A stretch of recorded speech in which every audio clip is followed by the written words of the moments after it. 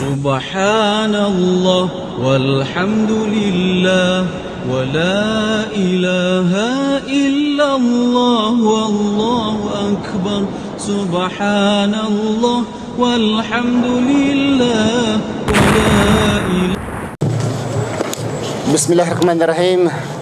Alhamdulillah wassalatu wassalamu ala Rasulillah wa ala alihi wa ashabihi wa man tabi'ahum bi ihsan ila yaumiddin. Amma ba'd. Assalamualaikum warahmatullahi ta'ala wabarakatuh. So magandang hapon o greeting sa mga Pilipino, sa non-Muslim, magandang hapon. Magandang hapon. Good afternoon, sabi nila. Sa mga Muslim, kasama si Jesucristo, Assalamu alaikum. Ang ibig sabihin, kapayapaan ay sumasa inyo. Ito po ang greetings ng mga Muslim, kasama si Jesucristo at lahat-lahat ng mga sugo at propeta. Assalamu alaikum. Peace be unto you sa English. Sa non-Muslim, good afternoon. And also, sometimes they say, good evening, good morning. So, the advantage po ng pag sabi mong Assalamu alaikum, ang advantage po nito, you can use anytime. In the morning, noon time, evening time, you can use Assalamu alaikum. And in all angles, in all aspect of life, panahon po itong greetings na ito, applicable po. Kahit regardless of time, whatever situation, applicable ito. For example, kung mayroon kayong namatayan, example lang, kung may bagong namatay, at sasabihin sa isang brother, magandang hapon, magandang umaga, kamamatay lang yung anak, kamamatay lang yung asawa, tapos nagkita-kita sa kaibigan, bro, magandang hapon. No, bro, hindi mo alam, patay yung misis ko. Kanina lang. Patay yung mga anak ko, nasagasaan kanina lang eh. Magandang umaga. So may insulto ka. O 3 buwan walang sahod. Or yung nag-Valentine's Day sila ngayon, nasampal pang mukha. Sabihin mo, good morning o good afternoon. O hiniwalayan ng kasintahan. What is good afternoon and good morning? Kung 3 buwan ka rin na walang sahod o natanggal ka sa trabaho. So hindi po applicable, nonsense po ang pagsabi, good afternoon, kung gutom, anong good dyan kung gutom ikaw? Good morning, good evening. Pero pagsabi natin, yung greetings na dala-dala ni Jesucristo, yung greetings na dala-dala ng mga lahat ng mga sugo at propeta na tinuturo ng Panginoon sa mga propeta, Assalamu alaikum, ang kapayapaan ay sumasa inyo. Ibig sabihin, malungkot ka man, may sahod ka man, nag-away ka, namatayan, pag sabing Assalamu alaikum, peace be unto you, ay applicable po. So, mas magandang sundin natin. Okay? Sundin natin yung tinuturo ni Jesucristo mismo. Dahil wala akong nabasa, bro. Binubuklat ko ang whole New Testament. Wala akong nabasa nga si Jesucristo nagsabi, good afternoon. Wala akong nakita nga good morning, sabi ni Jesucristo. Yet people today who are claiming to be the followers of Jesus Christ, Mr. President, alhamdulillah, waalaikumsalam warahmatullahi wabarakatuh, claiming today, isaksak sinago lang nato usahan ni Dodong kay usahay naman rin Cebuano, usahay na po yung ibang lahi, so isaksak natin, medyo halo-halo in English also. Okay? So, if you read all the pages in the New Testament, you cannot read in the Bible that Jesus Christ says to His disciples, good morning, good afternoon, good evening. Always you read, peace be unto you, in English, which means, Assalamu alaikum. So if Jesus Christ came to this planet in order to teach human being, He was teaching to human being, we should also greet the people, Assalamu alaikum. But only the Muslim following that. Okay? Another thing. Ito ang purpose, bago siguro magpapatuloy dito, ipaliwanag namin muna, may mga bago tayo mga kapatid dito, kapwa Pilipino, baka hindi nila alam bakit nandito tayo. Nandito po kami sa Sok Asiri. We are here to bridge the gap between Christian and Muslim and to eradicate all the misconception injected by the non-Muslim to your mind. Kasi this will create virus, you know. Maraming virus ngayon creeping to the mind or the hearts of human being because why? They think Muslim like this, like that. Okay? So, it is our privilege and your privilege too that we are here in Sok Asiri in order to discuss, to raise your questions, issues against Muslim or against Islam Then we have to reply, inshallah, with gift. Mga regalo kami dito. We have gift, alhamdulillah. Thank you sa mga brother namin dito nga nag-volunteer. Okay. Ang mga issue na aming sasagutin dito, when I was a Christian, isa akong Kristiyano dati, isa akong ebanghilista ng Seventh-day Adventist. I was assigned in Southern Philippines in 1981 to convert the Muslim into Seventh-day Adventist. Para maging Adventist yung mga Muslim. Ibig sabihin, para maging Kristiyano ang mga Muslim. So nag-isip ako, dahil assignment ko ang Basilan area at Zamboanga City, ito ang assignment ko. So nag-isip ako, dahil assignment ko ito, para ma-penetrate, so nagbasa ako ng mga babasahin sa mga muklo. Muklo, ang tawag no, mga muklo, mga muros. Okay. So nagbasa ako ng kanilang mga babasahin para mahanapan ko sila ng butas. Ang mga Muslim, doon ako papasok sa butas. Sa basa na basa ko, hindi ako nakahanap ng butas. Ako tuloy na butasan. So yung nabutasan ako, sa loopholes in my own doctrine, nakita ko ako mismo pala ang may mga mali. Dahil, yung Kristiyano pa ako, mahilig ako sa argumento and debate. Mahilig ako noon. Pero sa panahon na mga Muslim na ang aking kainkwentro, if I face Muslim, I could not answer their simple question. Very simple question. Okay? Now, I will ask this question to the Christian.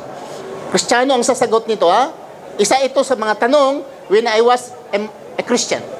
Ito ang simple na tanong nila. Ano ang relihiyon ni Jesucristo? Yun ang simple na tanong ng Muslim eh.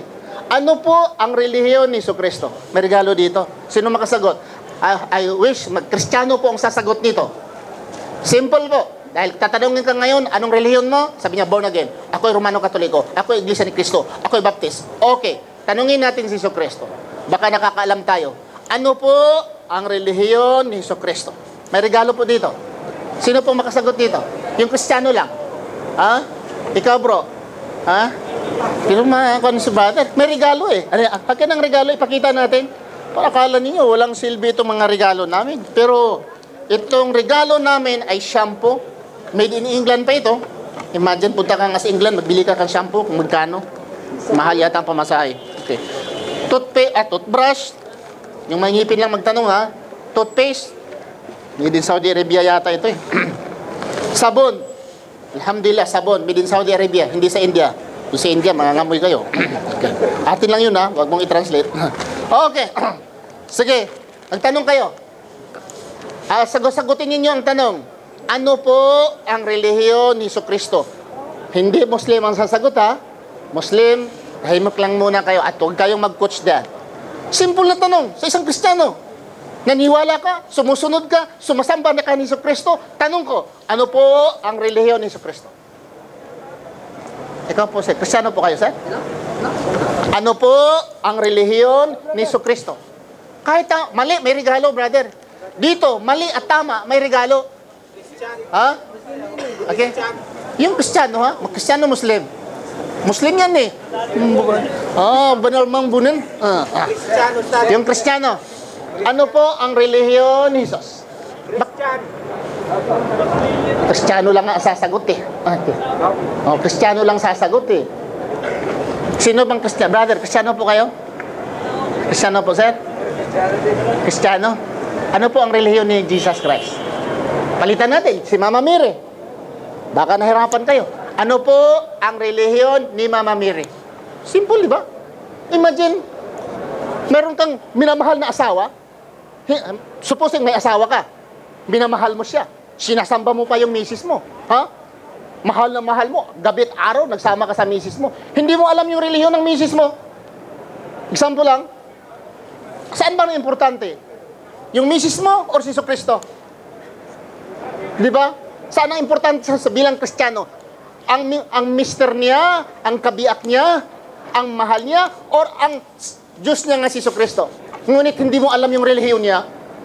Yun ang tanong eh. Di ba? Ano pa? Sige, may regalo po dito. Simple lang ang tanong yan eh. At tingnan nyo, na dahil sa tanong na yan, naging muklo ako, naging muros ako. Okay, sir? Sige, dito. Saan kayo sa atin, sir? Cagayan. Cebuano da ito. Tanaw ka gaya diyor. Muan sir sa Oh, sige, sige daw. Punta na daw. Habang mo tubag. Tubag. Ako dahil si Bobby Pipito. Bobby Pipito. Ang ako ang tubag sa pangutanan ni mo, sir. Opo. Sa una, wala pa may relihiyon. So, ang akong answer, si Kristo, walay religion. Aha. Ano po ang tawag sa taong walang relihiyon? Di ba pagano ang tawag sa taong relihiyon? Dati, sa unang panahon, ang mga tao, ako lang yun ni siya, sa ako ang sabtan. yung sabtan. Oo. Sa una, patakaaraman sila og samba. Walay Muslim, walay Christian. Sa panahon pa ni Kristo. So mao nga dunay Christian, kay ni palo sila ni Kristo. Aha. So walay relihiyon. Unsa may buot ipasa Cebuano lang idong ha para makuan po ng mga Cebuano ba gibingaw na mo sa Cebuano god. Cebuano mo na. Unsa may buot sa yun halisa diri istorya sa guta. Okay. Bingaw na mo kung tagagadi oras taga Nazaret ko. Sa una. Okay. Baka mamaya na. Pag ingon nimo tong relihiyon, pag ingon nimo wala sila relihiyon, nasabtan gyud nimo ang pulong relihiyon. Kasabti ba tagaan kag saging ba dili ko ana gusto nako mangga. Tagaan ko kag mangga, tagaan kag bayabas. Dili na mangga kung gusto, bayabas man. So nakaila jud kag bayabas, nakaila jud kag mangga. Kay imo man gipanganlan. Okay. Pag ingon nimo nga, pag sabi mo na wala silang relihiyon, alam mo ang kahulugan sa salitang relihiyon. So ano po? Kapag sabi mo na wala silang relihiyon, ano po ang kahulugan sa pangalang relihiyon? Anong ibig sabihin relihiyon?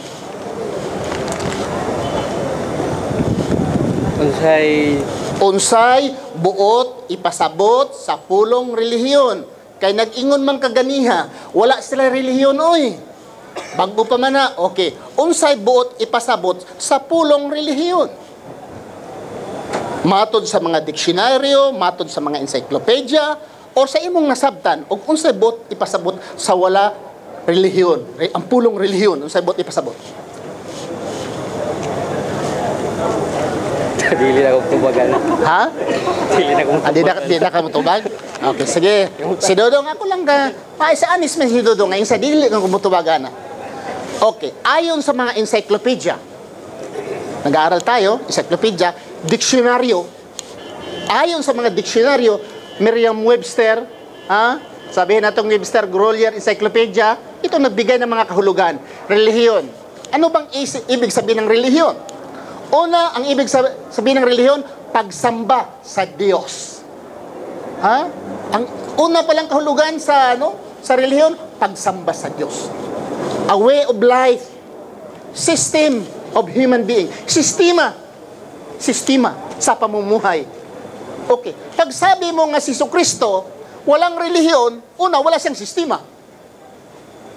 Hindi siya sumasamba sa Diyos. Dahil yan ang kahulugan ng relihiyon Religion meaning to worship God. If you say Jesus Christ got no religion, meaning Jesus Christ never worshiped to God. Hindi siya sumasamba sa Diyos. Dahil yan po ang kahulugan ng relihiyon. Pagsamba sa Diyos. Kung sasabihin natin si Abraham wala relihiyon, si Moses walang relihiyon, sila ni Adan wala relihiyon, subalit ikaw ngayon ay may relihiyon, ay mas maigi ka kaysa kanila dahil walang relihiyon. At kung tawagin mo ang taong walang relihiyon, pagano? Pagano ang tawag when I was a Seventh-day Adventist? Pagan. For the Seventh-day Adventist, sila lang ang tunay na niwala sa Diyos. Lahat ng hindi Seventh-day Adventist ay pagano. Ayon sa kadibati ko kaniha, sabi niya, pagano lahat. So hindi po kami naniniwala nga si Jesucristo ay walang Diyos. Walang sistema. May sistema po si Jesucristo, may way of life siya, sumasamba siya sa Diyos. Therefore, may religion si Jesucristo. So madali sigurong sabihin, kung sabihin natin na hindi ko po alam. Ang relihiyon ni Jesucristo, hindi ko po alam, more better than to say he has no religion. Kasi you brand Jesus Christ a man of hellfire. Pag sabi mo sa tao na walang relihiyon, you branded him, itong tao na ito ay hellfire because he had got no religion.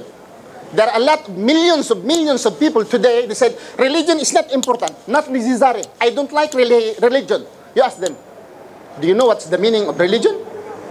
Do you not know? Sabi nung, bigyan ng pantalon bro. Ayaw kong pantalon. Kilala mo ba anong pantalon? Bigyan mo siya ng jacket. O ito ang pantalon. Hindi. Bro, sinabi mong pantalon, alam mo, pag binigyan ka ng jacket, sabihin mo, hanap ko ay pantalon. Bakit? Dahil alam mo ang pantalon. Sa Islam, bago mo tanggapin ang isang bagay, alamin mo muna. Bago mo i-reject ang isang bagay, alamin mo rin. Sa Islam, huwag mong tanggapin kung hindi mo alam, huwag mo rin i-reject kung hindi mo alam. Sa Islam. Yun po ang katuruan. So, in short, yan po ang nagtulak sa akin na mag-isip. Mag-isip. Imagine, walang relihiyon si Jesucristo. Ha? Imagine, ngayon, ang mga Kristiyano ngayon may relihiyon. Kung si Jesucristo walang relihiyon, at ikaw ngayon ay may relihiyon, you are not the follower of Jesus. Because if Jesus got no religion, you should have also, you don't have religion at the same time. Kung si Jesucristo walang religion, dapat ikaw rin ngayon ay wala ka rin religion. Dahil ikaw po ay sumusunod ni Kristo na walang relihiyon. Pero kung sasabihin mo, si Jesucristo walang relihiyon, subalit ako Romano Katoliko, then you are against Jesus Christ.